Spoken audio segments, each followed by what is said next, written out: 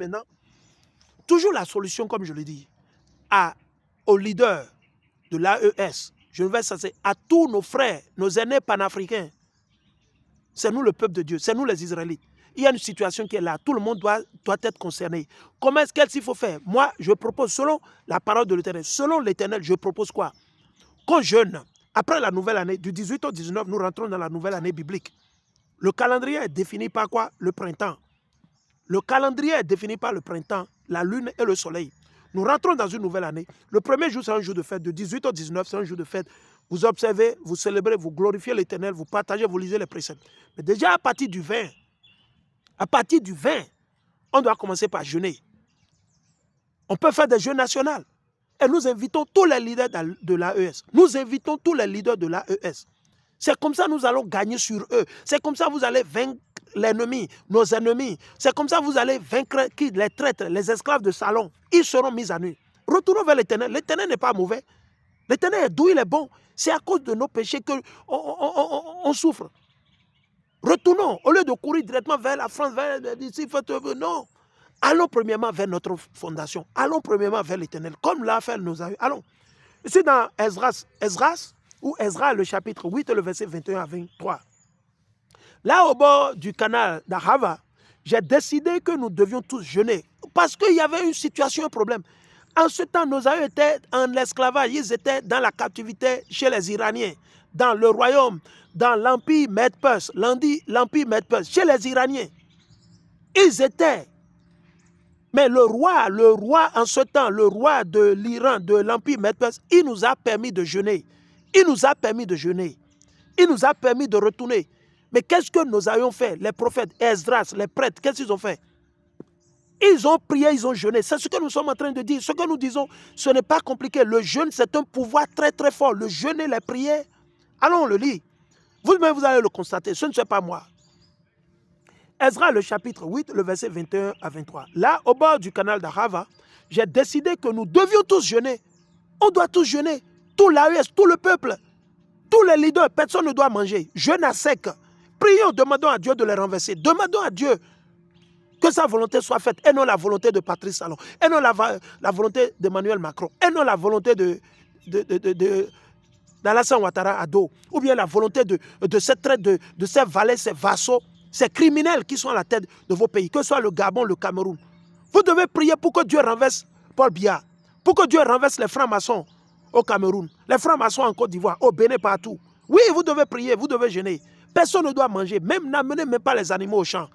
Ne leur donnez même pas à manger. Alors il dit, j'ai décidé que nous devions tous jeûner. C'est pour ça que je décide. Je ne suis pas l'Éternel, je ne suis pas un prophète, mais je vous le dis, c'est comme ça que l'Éternel va nous aider. C'est comme ça, il va. Et vous aurez la vision, vous allez voir beaucoup de choses. Ceux-là qui seront, c'est ceux qui vont jeûner. Dieu va vous révéler pas mal de choses. Si je mens, vous le saurez. Si je suis un menteur, vous le saurez. Si je vous déçois, vous le saurez. Si je dis la vérité, vous le saurez. J'ai décidé que nous devions tous jeûner et manifester ainsi notre humble soumission à notre Dieu. Alors soumettons-nous à l'Éternel. Soumettez-vous à l'Éternel. Sortez de l'islam. Aussi longtemps vous allez continuer dans l'islam, le christianisme, la démocratie, ces gens vont toujours vous attaquer, ils vont toujours vous gouverner. Ils vont gouverner sur nous. Mais si nous retournons, ils n'ont pas pu gouverner sur David, ils n'ont pas pu gouverner sur Moïse, ils n'ont pas pu gouverner sur Judas. Ah non. Parce que nos aïeux se sont confiés à l'Éternel. Certes, il y a eu quelques traites, il y a eu des rebelles, il y a toujours les rebelles. Toujours, Dieu, il équilibre tout. Il y a les mauvais et il y a les bons. On doit rester du côté, il y a le bon. Dieu nous a dit de faire le bon. On a été créé pour faire ce qui est bien et non pour faire le mal, et non pour pratiquer le mal et la sorcellerie. Non.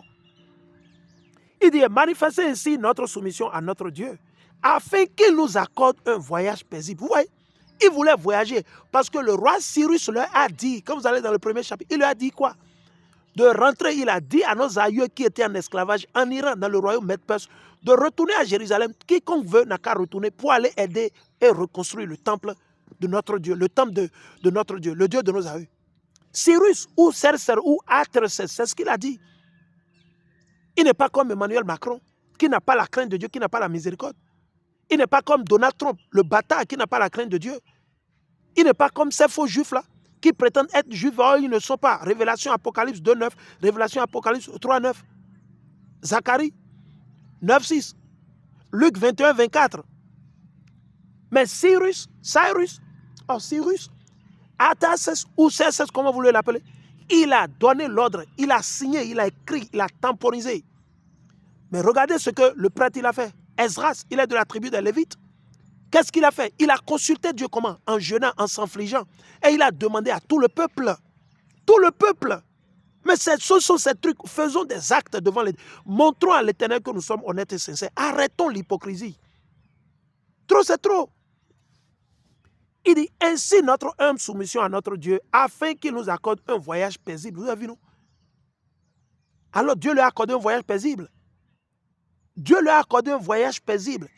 Ils ne se sont pas levés. Quand vous le voyagez, vous ne priez pas, vous ne jeûnez pas, vous ne demandez pas, vous vous levez seulement, vous achetez le billet d'avion, vous appliquez. Non, on doit aller vers Dieu. C'est ta volonté. Si c'est prospère-moi, aide-moi, guide-moi, montre-moi le chemin. Pardon. Des fois, il faut jeûner. Il faut prier. Il dit qu'il nous accorde un voyage paisible à nous et à nos familles, avec nos biens, vous voyez, pour qu'on ne les attaque pas, pour que les ennemis ne les attaquent, pour que les faux blancs ne les attaquent pas, pour que les Arabes ne les attaquent pas, les Ismaélites. J'aurais eu honte de demander au roi de nous fournir une escorte de soldats. Vous voyez, écoutez, écoutez très bien. Esdras le prophète est prêtre en même temps. Esdras dit que ce serait une honte d'aller demander au roi de lui donner. Il peut aller le faire, mais il dit non, c'est une honte. Pourquoi? Parce qu'il sait, selon la Bible, selon les lois, les commandements, on doit aller demander à Dieu. Donc, il faut aller demander à Dieu. Quand on demande à Dieu, maintenant, Dieu touche le cœur du roi. Et le roi lui-même, librement, facilement, il donne de quoi ils ont besoin. Mais vous ne faites pas ça. Vous courez chez le charlatan en même temps. Il y a un petit souci, vous ne demandez pas à Dieu. Mais d'où est-ce que ça vient? Seigneur, révèle-nous. Vous n'arrivez même pas à passer une nuit à prier ou demander à Dieu, mais pourquoi ça, pourquoi? Vous ne demandez même pas. Écoutez, ça, c'est ça on appelle la sagesse. Il dit, j'aurais eu honte de demander au roi de nous fournir une escorte de soldats et de cavaliers pour nous protéger en cours de route contre nos ennemis. Vous voyez, vous suivez? Mais Ezra n'a pas fait ça. C'était lui le leader, le chef. En effet, nous lui avons affirmé que notre Dieu